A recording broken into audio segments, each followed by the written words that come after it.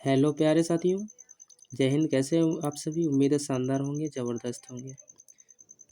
साथियों, आज के प्रैक्टिस सेट में हम महत्वपूर्ण यूपी जीके के प्रश्नों को संग्रह लेकर आए हुए हैं और आप सभी इस प्रैक्टिस सेट को ज़रूर लगाना, ठीक है। और लास्ट में कमेंट में आंसर ज़रूर बताना कि आपके कितने सही हुए, ठीक है। तो चलिए स्टार्ट करते हैं वीडियो को।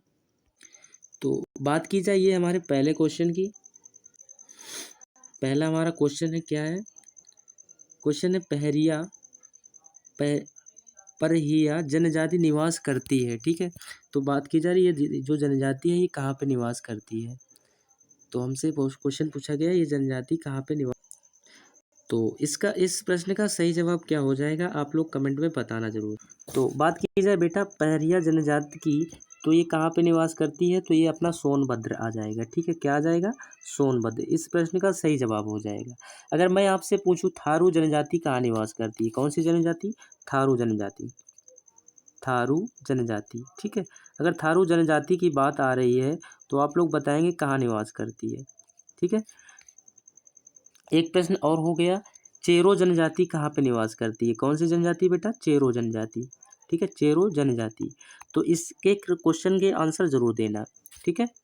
तो मैं बात कर लेता हूँ थारू जनजाति की, ठीक है। तो थारू जो जनजाति है ये तराई क्षेत्र में पाई जाती है। कहाँ बेटा पाई जाती है? तराई क्षेत्र में, ठीक है। तराई क्षेत्र में।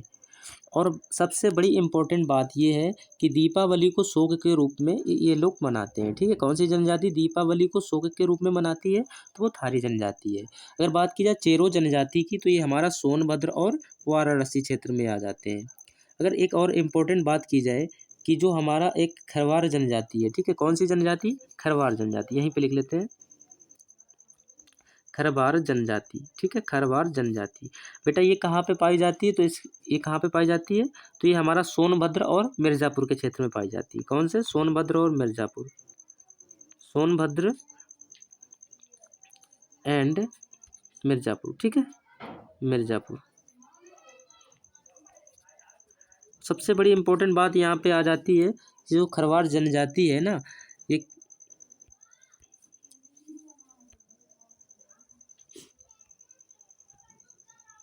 ये कर्मा नृत्य मनाती है, ठीक है। हर कर्मा नृत्य।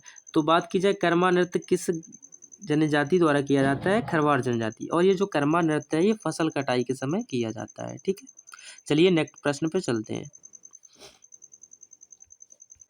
चलिए अगला हमारा प्रश्न है, चंद्रशेखर आजाद कृषि एवं प्रौद्योगिकी विश्वविद्यालय उत्तर प्रदेश के किस जनपद में स्थित है, ठीक है। आप सभी से प्रश्न है, ठीक है। तो अगर सबसे पहले बात की जाए कि कृषि विश्वविद्यालय कुल कितने हैं यूपी में, तो कृषि विश्वविद्यालय टोटल कितने हैं? 5। कितने हैं? 5। उसमें से एक आता है अपना चंद्रशेखर आज़ादी कृषि एवं प्रौद्योगिकी विश्वविद्यालय। तो ये कहाँ पे है? तो ये अपना कानपुर में हो जाएगा। कहाँ पे? कानपुर में। अगर बात की जाए इसकी स्थापना कब हुई थी कानपुर में जो है, तो इसकी स्थापना 1974 में हुई थी। कब हुई थी? अगर बात की जाए स्थापना की तो 1974 कर लेना, 1974, ठीक है। अगर बात की जाए एक और कॉलेज की हम बात कर रहे हैं, अगर बात की जाए आचार्य नरेंद्र देव कृषि एवं प्रौद्योगिकी विश्वविद्यालय कहाँ पे है? चलिए यहाँ पे हम लिख लेते हैं आचार्य नरेंद्र देव, आचार्य नरेंद्र देव कृषि एवं प्रौद्योगिकी विश्वविद्यालय, ठीक है। किस विश्वविद्यालय की बात हो रही है? आचार्य नरेंद्र देव। तो ये कहाँ पे है बेटा? तो ये अपना अयोध्या में है। कहाँ पे है? अयोध्या। अयोध्या चले जाना आप, अयोध्या। और ये भी 1974 में ही बन के तैयार हुआ है, ठीक है। कब बना? 1974 में, 1974, 1974। और अगर एक यहीं पे एक और बात कर ली जाए, चलिए अगले पेज पे चलते हैं। बात की जाए सरदार वल्लभ भाई पटेल कृषि एवं प्रौद्योगिकी विश्वविद्यालय, कौन से विश्वविद्यालय की बेटा है? सरदार वल्लभ भाई पटेल, ठीक है। वल्लभ भाई पटेल कृषि एवं प्रौद्योगिकी विश्वविद्यालय, ठीक है। तो ये कहाँ पे है? तो ये अपना मेरठ में है। कहाँ पे है? मेरठ। इसके लिए आप मेरठ चले जाना, ठीक है। मेरठ में। और ये कब बन के तैयार हुआ? तो ये सन जो है हमारा 2002 में सरदार वल्लभ भाई पटेल कृषि एवं प्रौद्योगिकी विश्वविद्यालय मेरठ में बना हुआ है और कब स्टेब्लिश होता है? 2002 में। ठीक है, चलिए नेक्स्ट प्रश्न पे चलते हैं। अगला बेटा प्रश्न ये है, निम्नलिखित में से उत्तर प्रदेश के किस जिले में भारत माता मंदिर स्थित है? ठीक है, ये हमारा मंदिरों का क्वेश्चन आ गया। तो आप सभी इस प्रश्न का सही जवाब बताएंगे। भारत माता मंदिर की बात अगर आती है तो बेटा ये हम वाराणसी चले जाएंगे। कहाँ चले जाएंगे? वाराणसी। ठीक है, वाराणसी। और अगर बेटा बात की जाए तुलसी मानस मंदिर, कौन से मंदिर की बात की जाए? तुलसी मानस मंदिर। ठीक है, कौन सी मंदिर की बात की जाए? तो यहीं लिख लेंगे तुलसी मानस मंदिर। बेटा ये कहाँ पे मंदिर है? तो ये भी अपना वाराणसी में है, तुलसी मानस मंदिर। और अगर यहीं पे बात की 64 योगिनी मंदिर, कौन सा मंदिर? 64 योगिनी मंदिर। 64 योगिनी मंदिर। 64 योगिनी मंदिर, ये भी अपना कहाँ पे है? ये भी अपना यहीं पे है, वाराणसी में। ठीक है, 64 योगिनी मंदिर। और इसके बाद एक और मंदिर वाराणसी में, कौन सा है? कौन सा है एक और? किसी को पता है? विश्वनाथ मंदिर। कौन सा? विश्वनाथ मंदिर। विश्वनाथ मंदिर, ये भी अपना वाराणसी में ही है। ठीक है, चलिए नेक्स्ट प्रश्न पे चलते हैं। अगला बेटा प्रश्न ये है, होगेनक्कल जलप्रपात किस राज्य में स्थित है? ठीक है, कौन से जलप्रपात की बात हो रही है? होगेनक्कल। तो अगर होगेनक्कल की अगर हम बात करें तो ये तमिलनाडु में है। ठीक है, कहाँ पे है? इसका जो राइट आंसर हो जाएगा ऑप्शन सी, तमिलनाडु। ठीक है, बात की जाए तमिलनाडु के एक जिला है धर्मपुरी। ठीक है, और कर्नाटक का एक जिला है चामराजनगर। इस दोनों के जिले के सीमा पर है। ठीक है, और नदी अगर पूछी जाए तो कावेरी नदी हो जाएगी। कौन सी नदी हो जाएगी? कावेरी नदी। तो यहीं पे लिख लेते हैं हम, लिख लेते हैं तमिलनाडु। तमिलनाडु। ठीक है, और कर्नाटक की सीमा पर, कर्नाटक की सीमा पर ये स्थित है। ठीक है, और नदी अगर पूछी जाए तो कौन सी? कावेरी नदी। चलिए अगले प्रश्न पे चलते हैं हम लोग। अगला प्रश्न बेटा बहुत ही इंपॉर्टेंट है। ठीक है, पूछा गया चंदौसी ताप विद्युत केंद्र कहाँ स्थित है? कौन से विद्युत केंद्र की बात हो रही है? चंदौसी ताप विद्युत केंद्र। ठीक है, एक और विद्युत केंद्र है, आप लोग बता देना, हरदुआगंज विद्युत केंद्र। ठीक है, कौन सा विद्युत केंद्र? हरदुआगंज।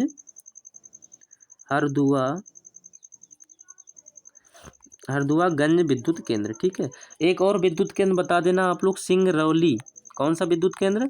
बेटा किस विद्युत केंद्र की बात हो रही है? सिंगरौली ताप विद्युत केंद्र। ठीक है, सिंगरौली ताप विद्युत केंद्र। ठीक है, ताप विद्युत केंद्र, इसका भी आप लोग बता देना।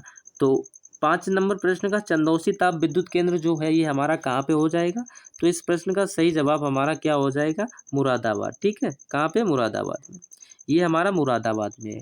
ठीक है, अगर बात की जाए हरदुआगंज की, किसकी? हरदुआगंज की, तो आप अलीगढ़ चले जाना। कहाँ चले जाना? अलीगढ़। ये हमारा अलीगढ़ में हो जाएगा। ठीक है, अगर सिंगरौली की बात की जाए, सिंगरौली ताप विद्युत केंद्र कहाँ पे है? तो ये हमारा सोनभद्र में है। कहाँ पे है? सोनभद्र। तो आप सोनभद्र चले जाना। ठीक है, इस प्रश्न के सही जवाब सोनभद्र। चलिए अगले प्रश्न पे चलते हैं हम लोग। अगला प्रश्न बेटा, प्रसिद्ध सितार वादक नवाब इनायत खान जो हैं किस घराने से संबंधित है? हमसे घराने से पूछ लिया। ठीक है, तो इस प्रश्न का सही जवाब जो हो जाएगा इटावा घराना है। कौन सा घराना बेटा? इटावा घराना। अगर बात की जाए इटावा घराने के संस्थापक की, तो संस्थापक भी कौन है? इनायत खान। कौन है? नवाब इनायत खान। नवाब इनायत खान। इनायत खान। अगर बेटा बात की जाए, अगर हम आपसे एक क्वेश्चन पूछें, अगर बात की जाए कंठे महाराज किस घराने से संबंधित है? कौन से महाराज की बात की जाए? कंठे महाराज। कौन सी महाराज? सॉरी, कंठे महाराज। ठीक है, सही कर लेंगे। कंठे महाराज कौन से घराने से संबंधित हैं? तो आप लोग बताएंगे जल्दी जल्दी से, कंठे महाराज कौन से घराने से संबंधित है?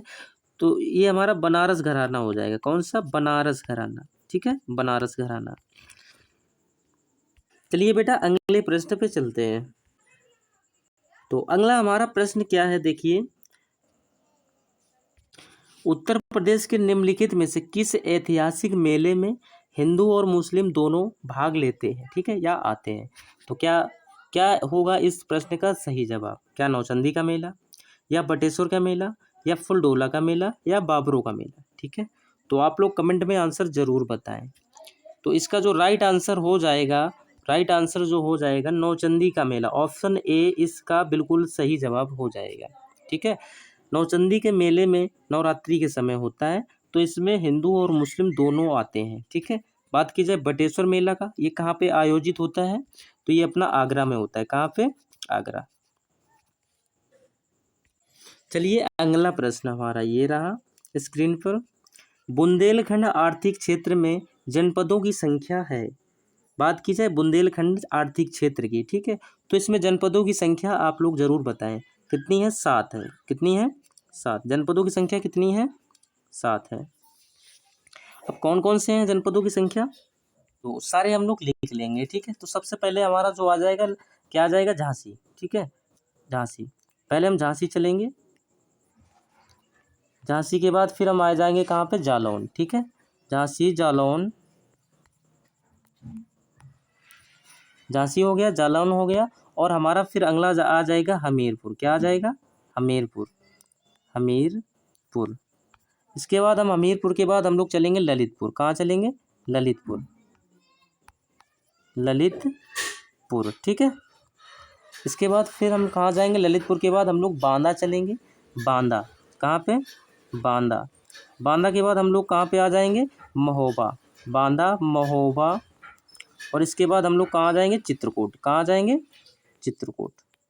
ठीक है, तो ये 7 वो जनपद हैं जो बुंदेलखंड आर्थिक क्षेत्र में आते हैं। ठीक है, अगर बात की जाए बांदा की, किसकी बात की जाए? बांदा की, तो बांदा, बांदा जो है ना, ये सजर पत्थर के लिए जाना जाता है। ठीक है, और ललितपुर जो है ये किससे तीनों ओर से घिरा हुआ है? ललितपुर मध्य प्रदेश की सीमा से तीनों ओर से घिरा हुआ एकमात्र जनपद है। ठीक है, चलिए नेक्स्ट क्वेश्चन पे चलते हैं।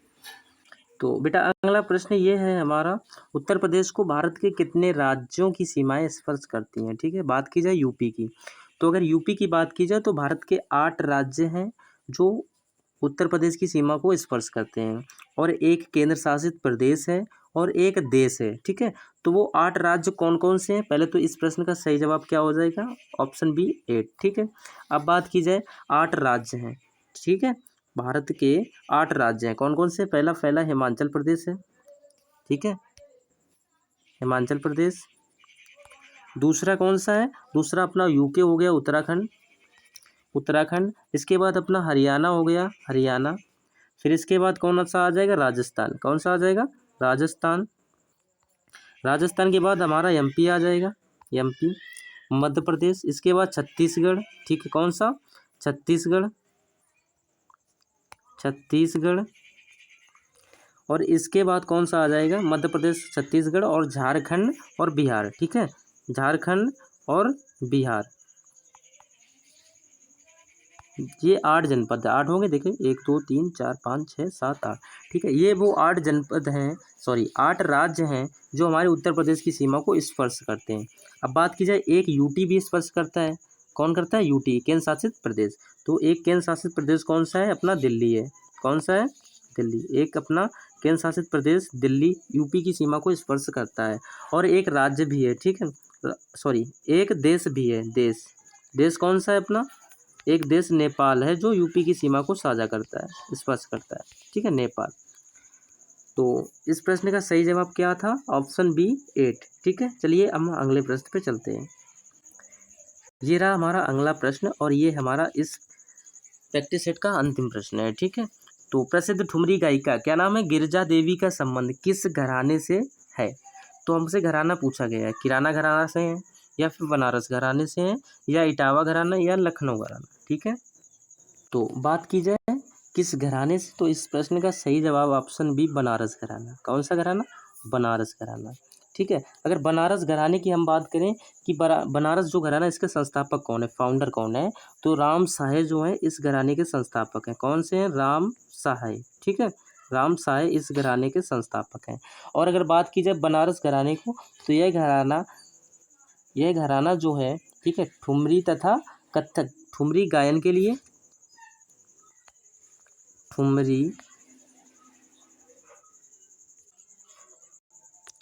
गायन तथा कत्थक ये घराना ठुमरी गायन तथा कथक के लिए संबंधित है, ठीक है, के लिए प्रसिद्ध है, ठीक है। बात की जाए किसकी, ठुमरी गायिका क्या नाम है, गिरजा देवी की, तो ये प्रसिद्ध हैं, ठीक है। और हम कुछ नाम अच्छा लिखते हैं, जैसे हमें बताना, अगले पेज पे चलते हैं हम लोग। जैसे किशन महाराज, कौन से महाराज, किशन महाराज, ठीक है, किशन महाराज, किशन महाराज। और अगर बात की जाए पंडित रविशंकर, कौन, पंडित रविशंकर, रविशंकर। और अगर बात की जाए जोला प्रसाद, कौन से प्रसाद की बात की जाए बेटा, जोला प्रसाद, ठीक है। ये किस घराने से संबंधित है। और भी कुछ है, जैसे कि सितारा देवी, तारा देवी, कौन सी देवी हैं, सितारा देवी, बेटा सितारा देवी, तारा देवी, ठीक है, तारा देवी। और जयंती माता, कौन सी माता की बात हो रही बेटा, जयंती माता, जयंती माता। तो ये किस घराने से संबंधित है, तो ये सभी के सभी किस घराने से संबंधित है बेटा, ये सभी के सभी बनारस घराने से संबंधित है, किस घराने से, बनारस, ठीक है। बात की जाए ये किस वाद्य यंत्र से संबंधित है, अगर वाद्य यंत्र की बात आ जाए तो ये जो हमारे किशन महाराज हैं ये तबला वादक है, कौन से वादक की बात हो रही बेटा, तबला वादक, तबला वादक, ठीक है। और रविशंकर जो है, ये रविशंकर कौन से वाद्य यंत्र बजाते हैं, तो ये सितार वाद्य यंत्र है, ठीक है, सितार वाद्य यंत्र को बजाते हैं। तो ये हमारे अंतिम प्रश्न थे, ठीक है। कैसी लगी क्लास, वीडियो के अंत में ज़रूर बताना। Thank you.